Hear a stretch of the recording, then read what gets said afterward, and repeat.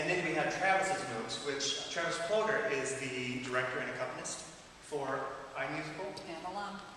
Mm-hmm. And alum. And an alum. Yes. I did not know that. And what we had him do was to give us some entries about structure of an improvised musical and balancing plot, character, song, kind of an inside look of how is this done? How do you create a new musical every single night right on the spot? Very interesting stuff. However, it must be noted, it's always good to learn from your mistakes, that Travis's notes, and to a little bit of a lesser extent, the blogs were a failure. Very little engagement, very little readership. And the reason I think, looking back into it, is that we put it all on Facebook Notes, because Washington Improv Theater doesn't have a blog itself. So we used Facebook Notes as the blog, which works. As far as technically and structurally, it can be set up like a blog. However, apparently, people will much rather click on a link to an outside blog than to click on a link to go to Facebook Notes. Just something that's new to me. So, again, it's good to learn from that, and something interesting to point out. We also had a few other things that we would post, reviews from writers, articles, some bloggers posting about the show, videos, things like that were related, that were more than just us. Sharing the word that other people were talking about. It's very important to do that as well. So that's the work that I did at Washington Improv Theater. Now, does it work? Well, first, I want to pause the presentation a little bit here and ask you guys a question.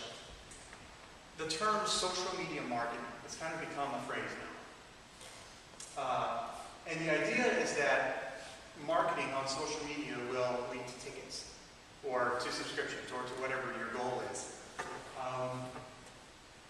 I would like to get a little feedback there first. What do you guys think about that statement? That marketing on social media leads to whatever your goal is?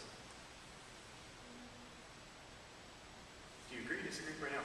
I think marketing on social media can lead to more awareness about your organization, but I'm not necessarily convinced that it can lead to tickets, but I'm not sure. I think it leads more to awareness of the organization as a whole, which is like a way to introduce people to it, but you still have to engage them further in order to get tickets.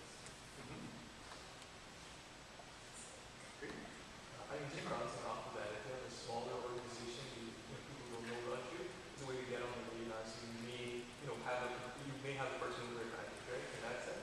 But if everyone does it, right, then you end up at the same place. Is that Yeah, completely. Makes complete sense. Anyone else have a thought on this? Yeah, Shannon. I think that by engaging in social media and not using it as quote-unquote marketing is much more effective, and you build a relationship with your audience rather than just trying to sell them something, and I think that's where social media can really play a different role in marketing. Yeah. Well, for me, I would think that, at least with something like WIT, it would be more that I would find out about it through word of mouth. Like, if I'm a patron, I'm more likely to be on their Facebook page than if I've never heard of them. I'm not going to sign up for their Facebook page and follow their Twitter feed. And that's not for me a way to get started to go into them. But if a friend of mine is a fan of theirs and has already bought tickets, they might spread the word of mouth to me, and that's how it might, I guess, end up resulting in more tickets.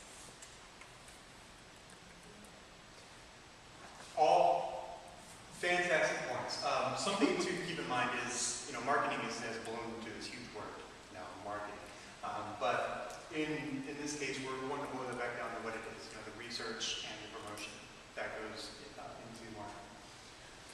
Well, this is what I found through my work, that marketing and social media are not the same thing, that they shouldn't be considered the same thing. Try to separate those, even though, yes, it's part of your mix using social media, but try to separate it in your mind. And by using social media for, as Shannon said, for real engagement only, not even trying to sell.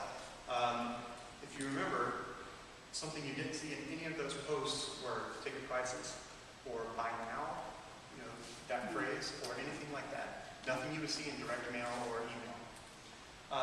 Only just engagement, for engagement's sake. And not to get people to buy anything. Using that for real engagement, pairing that back with the quality research and promotion that goes on with marketing, those two paired together then lead to people buying more tickets. That's something I found. And I'll show you what I mean here. This is a scary graph, don't worry. First, I gotta tell you, I was not able to get any actual data from Twitter. I could get personal observations from Twitter, but I couldn't get any hard data.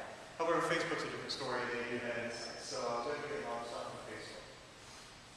If we look at the red line, or the pink line as it is now, that's the reach of the page on each day, and reach simply meaning the number of people that see posts during that day. It spikes and valleys based on the amount of engaging content during each day. The average reach during the run of I Confess was 684 people per day. And this is based off of a base constituency of a little over 1,200 people. The average viral reach, which viral reach means the number of people who were not previously affiliated with the page, do not like the page, but who see content because of their friends engaging with the page. You see on your Facebook page all the time, so-and-so liked this, that kind of thing. The average viral reach was 412 people every day. And some of these viral people would come in, engage with the page themselves, like what's going on, and like the page, which, as you can see with the blue line, led to a little bit of a spike in likes as we went through the run of the show. So for a little bit of perspective on what this means for their particular page. Before the run of I Confess, the entire first half of fiscal year 12, the total reach averaged 305 people per day, and the total viral reach averaged 179 people per day. And this was with a few things that they had added in to get people going, pictures from previous things. People would come in and look at these pictures, which led to more reach, things like that. But there was no real engaging content. When I came in and added these campaigns that were only meant to engage, that overdoubled both the total reach and the viral reach for every single day throughout the run of the campaign. So what does this mean? Now this is only for WIT's community.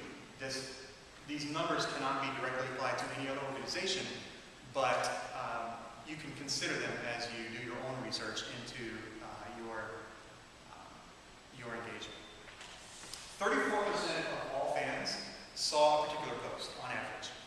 3% of the fans engaged with the post. Again, like, share, comment, etc. For every one engager, we'll call them, that led to 3.3 on average non-fans, people not previously affiliated, to see that content. So breaking it down, making it very simple. If you have 100 fans on your page, for every post you put on there, because of the Facebook algorithms, about 34% of people are going to see it. 3 people are going to actually do something with that post. And because of those 3 people, on average, 10 people who had not previously been affiliated with your page is going to see that content. So it comes out to roughly 10% of the viral capacity if you have very good engagement. And even more, depending on your organization. That's just for WIT. So a very interesting thing to look at. So what effect did this have on ticket sales? This is what the executive director cares about, right? Well, we saw the bottom line as far as engagement, the engagement bottom line. Now let's look at the monetary bottom line. What I wanted to do was take out as many variables as possible. So I wanted to do the exact same time frame, the same type of show, the same audience base, to really try to narrow down differences between my campaigns and the previous years. So what we did was compare it to the 2011 Capital Fringe Festival shows, which were also done by iMusical. And this year it was the 2012 Capital Fringe show. That was what I Confess was. Now, if we take a look at 2011 here, we see a very typical progression, a word-of-mouth progression. People come and see a show on week 1 because they've heard about it, they're friends of the performers, things like that. They see the great work Washington Improv Theater does because it's fantastic work, And they tell friends, word of mouth spreads, more people come the next week. You see a very natural growth there. However, our idea was to start the buzz and generate the conversation and the word of mouth before opening night. And that's what the plan was with the looks inside, the engagement with photo confessions, things like that. And that led to an almost double week 1 attendance from the previous year, which held steady into week 2, and then saw your natural progression of growth into week 3. So this drastic growth, an interesting thing is this drastic growth happened with 6 fewer performances than the year before. So more attendance, fewer performances. So there was a 37% increase in ticket sales in attendance from the previous year, and a 26% increase in revenue, which, again, bottom line, this is what it's about, right? Now, the reason it's not 37% increase in revenue as well is because Fringe Festival changed their button purchase policy, which led to a few more costs for the organization. That's why it's only 26% and not 37%. So don't be confused there. But as you can see, more engagement did lead to more attendance and more tickets.